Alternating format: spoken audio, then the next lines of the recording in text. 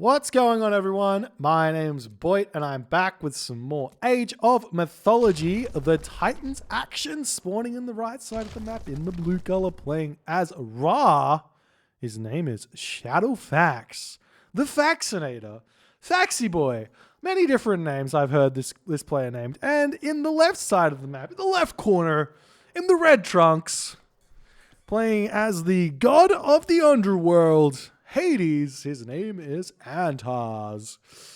The map is Ghost Lake, and we have the grudge match of the century, ladies and gentlemen. These players, I don't know if they hate each other, but they definitely don't banter as if they are close buddies. Let's just say that much. So, Hades versus Ra on Ghost Lake. Very exciting time to be alive.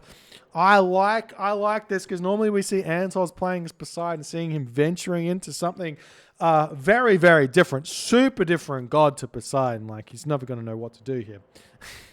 Just jokes. Just jokes. Hades and Poseidon play very, very similarly. Except, Lure is arguably as plus tier Archaic Age god power. And Sentinels is more like a B tier, A tier, maybe. Archaic Age God Power. I can't remember what I said when I said them, but yes, very good. Anyways. The reason why Lure is so good is because you can automatically, every single map, get a very, very good advance time with Poseidon. So it's a consistency, which is amazing. Like, I think you obviously lose a lot of that, like, how good it is on, say, like a map like Marsh, where you have two very close positions where you can kind of gather food from.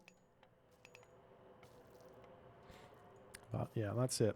Anyways, we've got a relic on the bottom side of the map. We've got the Odin's Wand here. Very, very good relic here for the Ra player.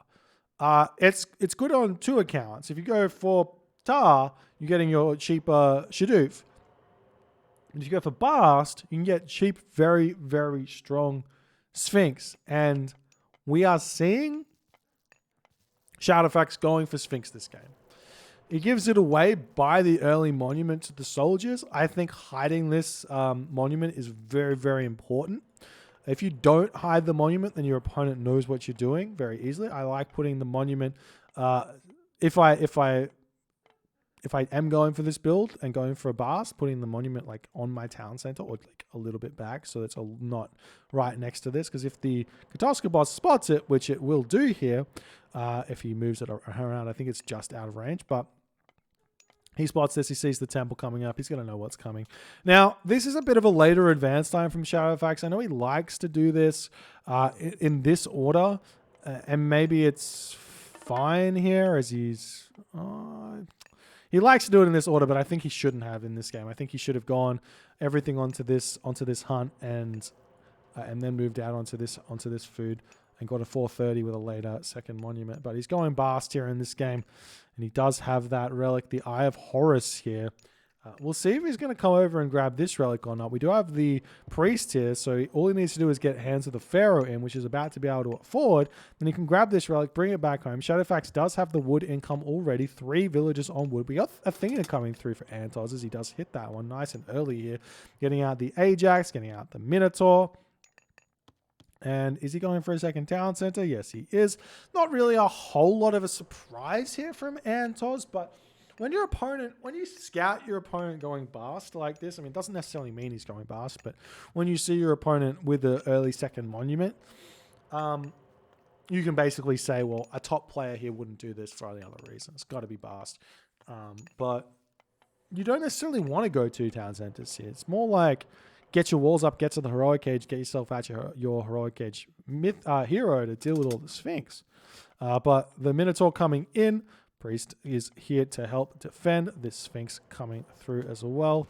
town center on the way here for ShadowFaxx. He does have himself a polar bear or two on this location here as the Sphinx has to bail out. And I'm a bit sad that we didn't see ShadowFaxx pick up this relic. I think he severely undervalued it. Maybe, I mean, it's worth just sending the Pharaoh over there, in all honesty. You probably didn't even need to send the priest over there, but the villagers do get pulled back into the main base here for ShadowFaxx. Got a barracks coming up as well. And this I don't like from ShadowFaxx. He is 100% playing into 3antozz hands right now by building this barracks, by sort of committing to a classical age kind of fight off of this. As we do see the Sphinx coming in here, he's going to be too little too late as the town center gets up.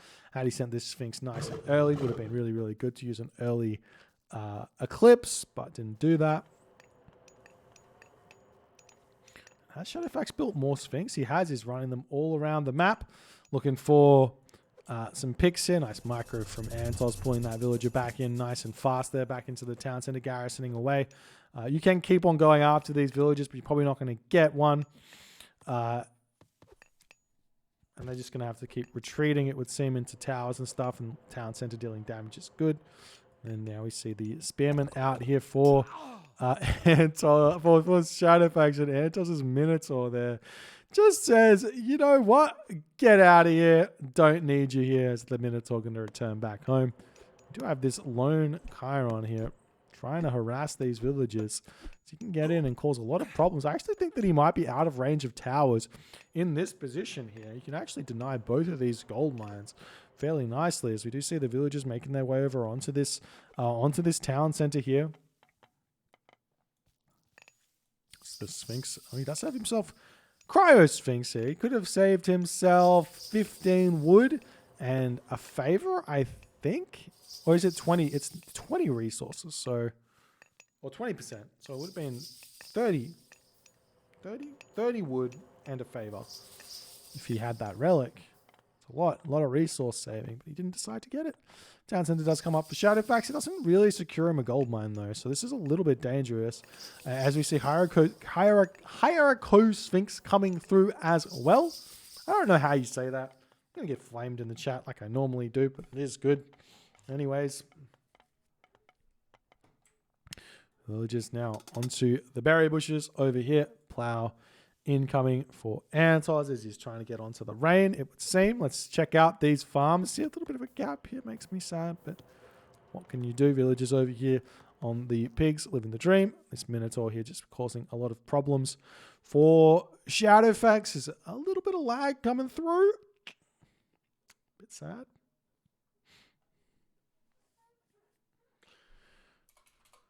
It could be me. Am I dropping? No, I'm not dropping. The game starts again. Yes. Now the farm's slowly going to start coming through for ShadowFaxx. He is in a bit of a predicament, I would say.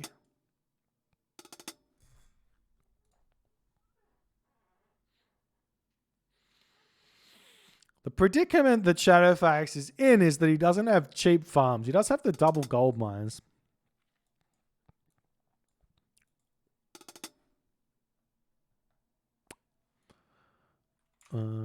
Let's see. We can hit this button. We can hit this button. We can hit this button. We can hit this button. We can hit this button.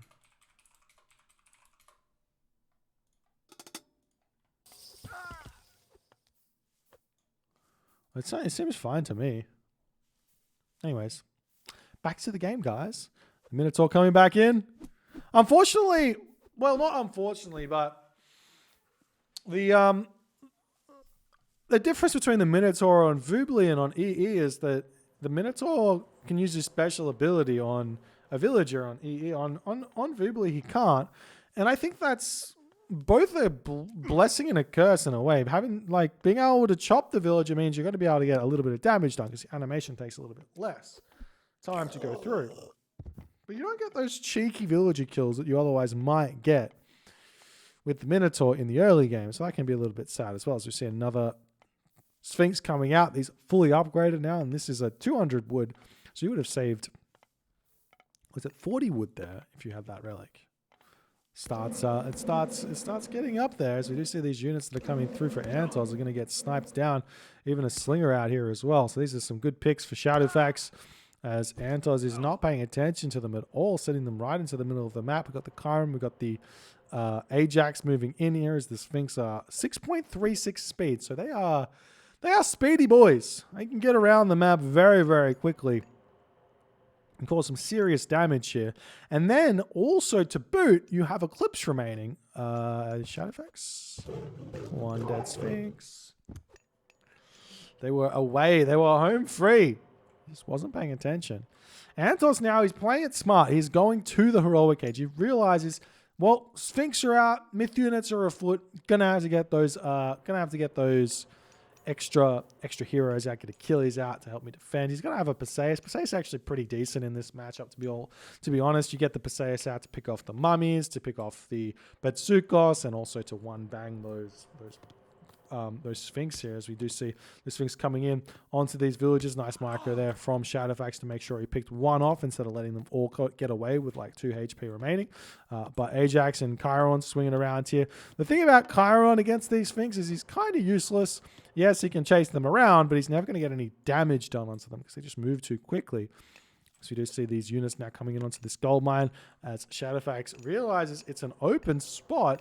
Does he know that there's a gold mine here or not, though, is the question. As ShadowFaxx here, 3antozz deletes the storehouse there. He's a little bit antsy. I would have liked to see him just grab the town center as the units retreat away. It's a little cheeky maneuver, but not happening just yet. ShadowFaxx getting back. ShadowFaxx does still have rain. How many farms does he have? 8 farms, 16 farms. Fairly well positioned. I mean, these ones not so much, but what can you do?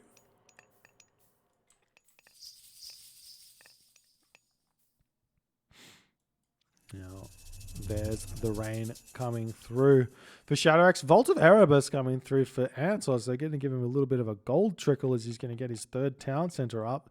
So too has ShadowFaxx gotten his own 3rd town center up, as all these farms, it was at 16, so he's on 22 farms right now or something crazy like that. So he's going to have a lot of food after this rain to start a trade route. And that's generally what you want to do here if you've rained this late, is you transition that food into a huge trade route. We'll see if that's what ShadowFaxx is going to go for, as 3antozz is now out with his Nemean Lion. You get a little bit of damage done here. That roar does so much damage to the Sphinx, as the Sphinx is still going to town over here on these villages that have to get garrisoned into the town center. Losing out a little bit on the rain here. But I wouldn't be surprised to see 3antozz dropping a market up in this top corner and just going Mythic Age here. But unlike big Eclipse coming in here to try and take down these units, he wants to kill off that Nemean Lion and push through here. Is the army retreating back? I think that might have been a little bit overzealous, a little bit early there from ShadowFaxx. I'm not sure he needed to do that. But look at these Sphinx. They got 21.38 damage per second, and they move at 7.42 speed. They zoom so fast around the map. They can do so much damage. But now ShadowFaxx doesn't have that big power spike that he might have liked. He can go straight to the Mythic Age here, though, which might be the right move instead of starting the trade route. Take a look at his resources. They're incredibly high here. 1,500, 1,600 gold, 1,000 food. Full population here as 3antozz 100% on the back foot. He's throwing up a market in Matrius fashion over here. Not on the corner of the map, but I feel like 3antozz is doing this to spite me rather than anything else. As the spearmen wander through here, these walls coming up very, very quickly, but spearmen do manage to sneak through, but there are already Toxotes here to defend. Meanwhile, on this position, the units still pushing through for 3antozz for whatever reason. He definitely can't win this fight just yet, especially with the population differential being what it is right now. As 3antozz in his base right now, and ShadowFaxx doing a very, very nice job with this Bast economy. And all those myth units and everything else. He does have himself irrigation, so getting and a locust coming down on this position, just trying to Not sure what his plan here was, but he's trying to just kill off the farms, I would guess. Get a little bit of damage onto the wood economy there of 3antozz. I don't see the point there. There's villagers here he can click on, but maybe he just didn't want to do that. And so those villagers get pushed off the gold for just a little bit here. One villager actually managing to get taken down. 2 villagers? Not just yet. So you see Horus is on the way for ShadowFaxx. I think Horus is a bit of a gamble here from ShadowFaxx. We'll see if it's going to work. I think maybe what ShadowFaxx has spotted in this game, and he's decided to go for it, is both the gold mines, or all the gold mines of 3antozz, are at the top side of the map. So if he can clean this town center up, he can end the game very, very early here, even with Hephaestus being the god of choice here for 3antozz. So we'll see if it's going to work. Do we have ourselves any upgrades here? No, we do not. No upgrades, no shift, no masons, no fortified town centers. This tornado is going to be able to kill off that town center, but we do need ShadowFaxx to make a move up there, as he's currently got the favor to get himself his Horus Spearman out, so he can get the immediate Horus Spearman. We are seeing 3antozz moving up to the top side of the map as well, but ShadowFaxx, he might be making a very big mistake here by not immediately going for a town center. The reason you click Tornado really, really quick is because once you hit Horus, your opponent is going to click fortified town centers and masons as fast as they possibly can to basically survive. As we see a fortress coming up on this position here, the tornado does come down, but whoop, restoration comes through for 3antozz, and he denies the tornado. So he doesn't need to do any of that. Tornado's a waste against the theater. Yet again. Broken god power. Trading a classical age god power for a mythic age one. Absolutely ridiculous. Absolutely. As the spearmen do manage to come in here onto these Tox Odys, that normally you'd be like, oh, the Tox Odys win that fight, right? And you're like, not really, actually. The Tox Odys have only got 15% pierce hack armor. The spearmen have got 28% pierce armor. The Tox Odys deal 8.45 damage. The spearmen deal 9.8 damage. The spearmen have more HP. So technically, the spearmen actually win this fight if there is hacking. That is the key. All of them are attacking, but right now that's a good concave from 3antozz, as ShadowFaxx losing his Avenger here, it would seem, as more units are mustering on this position. And 3antozz has managed to really, really keep himself in this game with that tornado. As the Colossus coming through, going to take down the Siege Works that's here.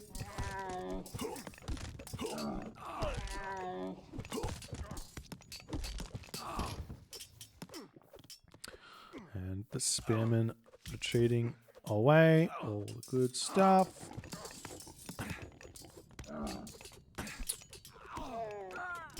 More Hippocon getting taken out here. We've got the priest coming out. And we can talk about a little bit about why priests are actually a bad idea against Colossus, mostly because the 80% pierce armor. And if you take a look at the difference in damage that a spearman does to a priest, then you can just say, well, maybe I should just be using spearmen here to take down the Colossus rather than the priest if I have a choice between the two. Because they basically do a very, very similar amount of damage. And funnily enough, 3antozz is going to be trying to eat this gold mine and finish it off to prevent ShadowFaxx from mining golds here for too much longer. But there is a gold mine down on this position that's completely fine. And we can talk about it a little bit right now, but when you go Horus against Greek, Hephaestus, you're on a timer. You are effectively on a timer.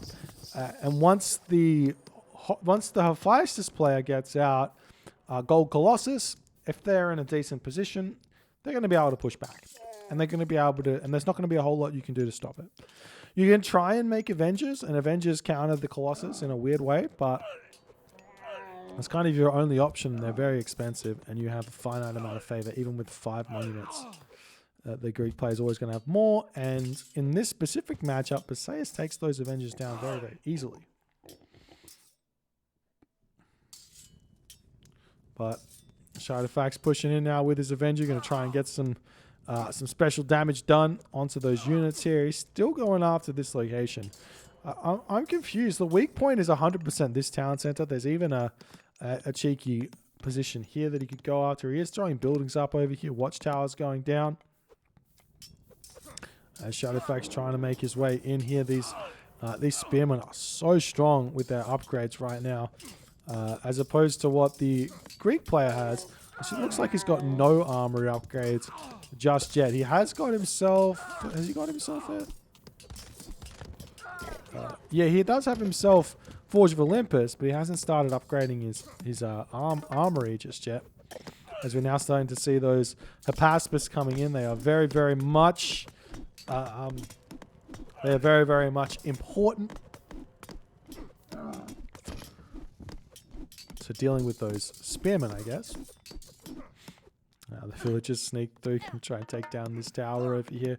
Villagers get that mad bonus against watchtowers, which is pretty funny, but it's not going to be enough just yet for ShadowFaxx to take it down. So you see the Avenger getting pulled back. Actually, is it worth it to re-heal this bad boy? You send one of these priests back and you heal this guy up? I think it is most of the time. How much HP do they heal a second? 7.5 HP on the Avenger per second. That's you a couple of resources back, but it's a lot of population to invest in it. So you see the Chiron chasing the Avenger down. And he does indeed manage to finish that one off. As ShadowFaxx can't manage to push in just yet, but he has started a cheeky side build here. I don't think this is in range. I think this is too far for the catapult to fight. I might be wrong.